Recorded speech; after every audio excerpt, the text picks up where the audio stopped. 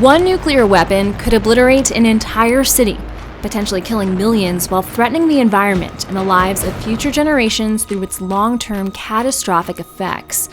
Here's who owns the most destructive weapons on the planet and the safeguards in place to make sure they don't use them.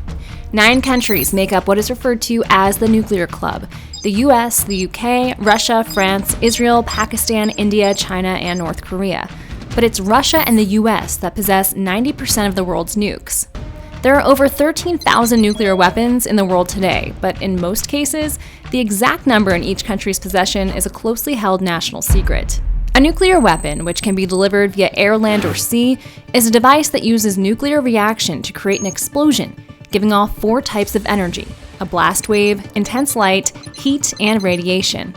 The explosion creates a large fireball, which vaporizes upward into a mushroom-shaped cloud.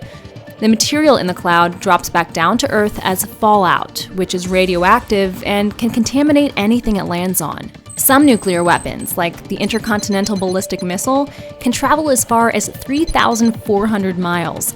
That's the distance from New York to Alaska. The US invented the nuclear weapon, and in 1945 conducted the first nuclear test explosion, called the Trinity Test. That same year, the US detonated 2 more nuclear weapons, atomic bombs, on the Japanese cities of Hiroshima and Nagasaki, killing over 200,000 people. World War II ended soon after this, but then the Cold War started.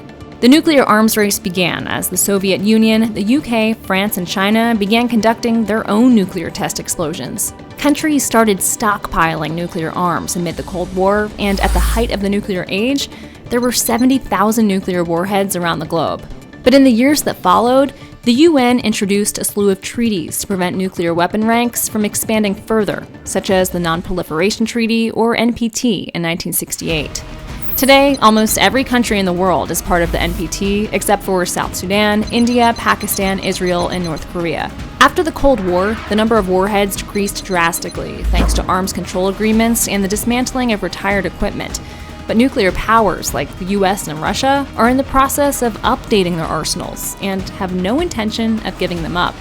Between 2019 and 2028, the US will have spent $494 billion on upgrading its arsenal, modernizing outdated equipment from submarines to ballistic missiles to nuclear warheads. Hey, thanks for watching. If you like this video, check out these other videos from USA Today to stay up to date with all the latest news.